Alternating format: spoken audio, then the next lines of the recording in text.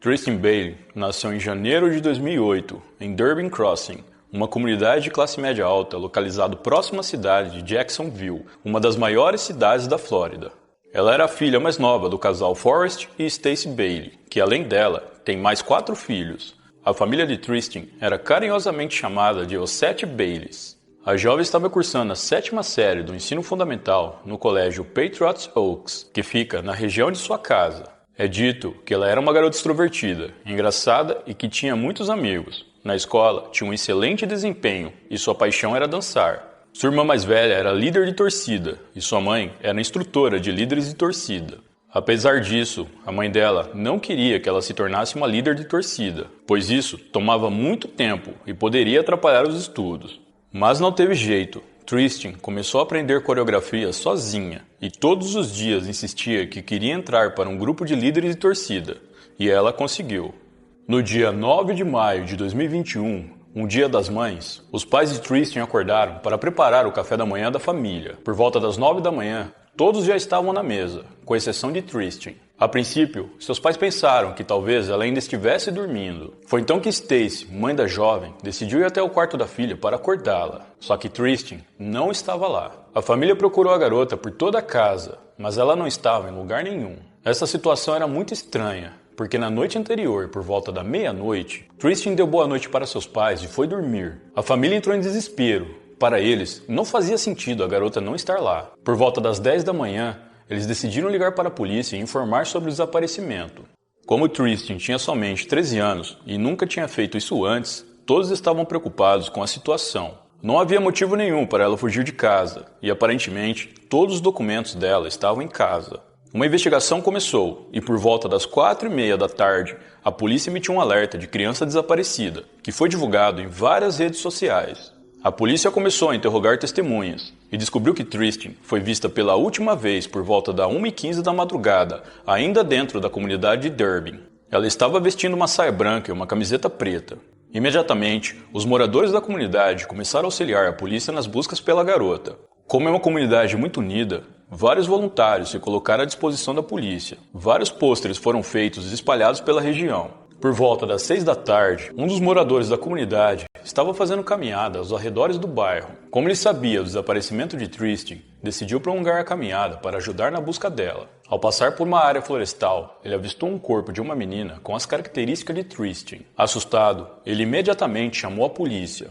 Quando a polícia chegou ao local, eles constataram que o corpo apresentava várias perfurações, mas estava com todas as roupas e não havia nenhum indício de abuso como alguns pensavam. A família da jovem foi chamada ao local para identificar o corpo e, infelizmente, confirmaram que era Tristan Bailey. Os policiais organizaram uma entrevista coletiva para informar a todos na comunidade sobre o ocorrido. Ninguém acreditava no que estava acontecendo. Derby Crossing é um dos lugares mais tranquilos de toda a Flórida, e algo desse tipo jamais passou pela cabeça dos moradores locais. Em 18 de maio de 2021, foi realizada uma celebração da vida para homenagear Tristan Bailey. A celebração ocorreu em uma igreja em Jacksonville e contou com a presença de centenas de pessoas. No começo, os detalhes e a condição em que o corpo de Tristan foi encontrado não foi passado para o público. Posteriormente, a polícia divulgou o laudo da necrópsia, onde dizia que a vítima tinha 114 perfurações em seu corpo causadas por um objeto cortante. Isso mesmo, foram 114 perfurações, e os detalhes chocaram os policiais mais experientes da região. A polícia checou as câmeras de segurança e eles puderam ver através das imagens que por volta da 1h15 da madrugada, Tristan foi vista andando no estacionamento de um dos prédios do condomínio. Ela estava acompanhada por um garoto de 14 anos, que mais tarde foi identificado como Aiden Foote, um colega de classe de Tristan. As imagens mostram os dois caminhando em direção à área florestal em que o corpo de Tristan foi encontrado. Depois de 3 horas, Aiden é visto caminhando sozinho, saindo dessa mesma área. Aiden foi a única pessoa vista com Tristan nas imagens, o que automaticamente o colocou como o principal suspeito do crime. A polícia foi imediatamente até a casa do garoto e o levou para o interrogatório.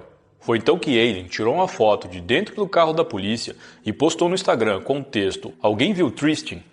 Ele também gravou um vídeo do qual postou no Instagram. Nesse vídeo, Aiden brinca com a situação e parece gostar do que está acontecendo. Após uma busca realizada pela polícia na casa do garoto, foi encontrada uma camiseta e um tênis com sangue, e que foi confirmado mais tarde pela perícia que era o sangue de Tristan. Mergulhadores também começaram a fazer buscas em uma lagoa em frente ao local onde o corpo da jovem foi encontrado. Depois de alguns dias de busca, a possível arma do crime foi encontrada, um canivete de bolso que estava com a ponta quebrada. A perícia analisou o canivete e confirmou que coincidia com as perfurações no corpo de Tristan, e a ponta do canivete que estava quebrada foi achada no couro capilar da vítima. A maioria das perfurações no corpo de Tristan foram feitas na área do pescoço, rosto e cabeça.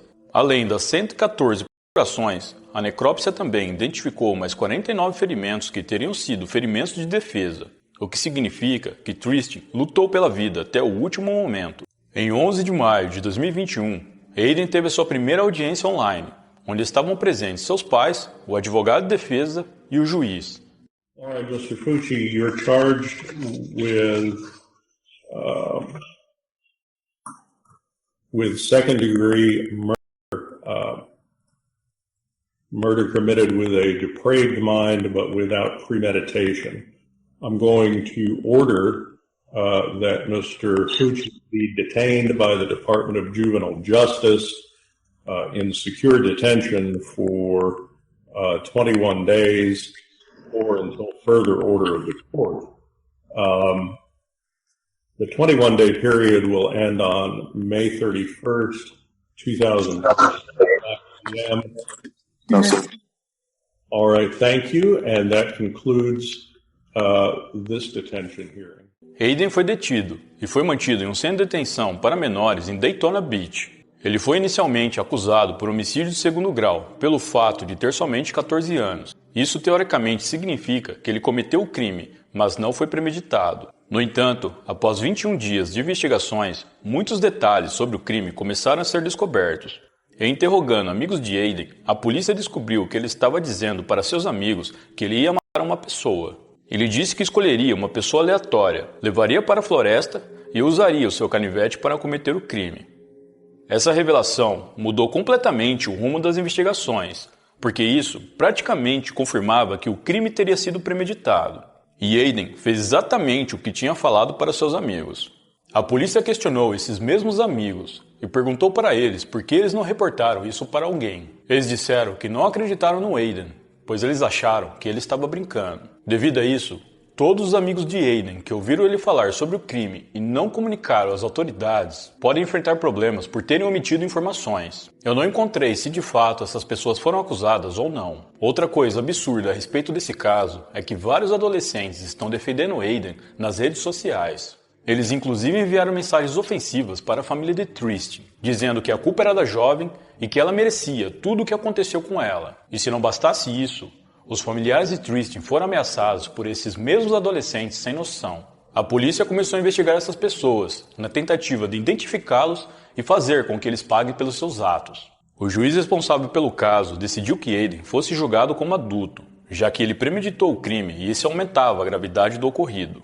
Ele foi transferido para um presídio para adultos, no condado de Duval, mas ficou preso em uma ala separada dos outros criminosos. A acusação dele mudou de homicídio de segundo grau para homicídio de primeiro grau, já que por ter premeditado o crime, ele realmente teve a intenção de matar. Por Aiden ter somente 14 anos, ele não pode ser condenado à morte, e a sentença máxima seria a prisão perpétua. E pelas leis americanas, menores de idade têm direito à liberdade condicional depois dos 25 anos cumpridos. Não se sabe muito sobre Aiden, mas sabe-se que ele nunca foi diagnosticado com nenhum problema mental. Os promotores de acusação estão confiantes que as evidências que eles conseguiram já sejam suficientes para que ele pegue prisão perpétua.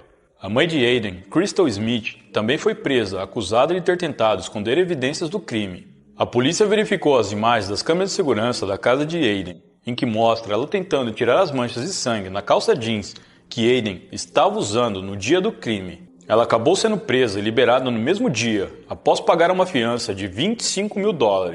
O pai de Aiden, Jason Fucci, também passou um tempo na prisão, mas foi em 2003, quando ele tinha 18 anos. O motivo? Ele foi acusado de abusar de uma menina de 15 anos na época. Não está claro por que Aiden escolheu Tristan para ser sua vítima. Se ele tinha algum problema com ela, ou algo do tipo, que pudesse ser um fator no crime, não foi disponibilizado ao público. Ao que tudo indica, o garoto só queria fazer mal a alguém e deve ter escolhido a jovem por ela ser um alvo fácil. Esta foi a história de Tristan Bailey, uma garota de 13 anos que, sem saber, foi atraída para o seu fim.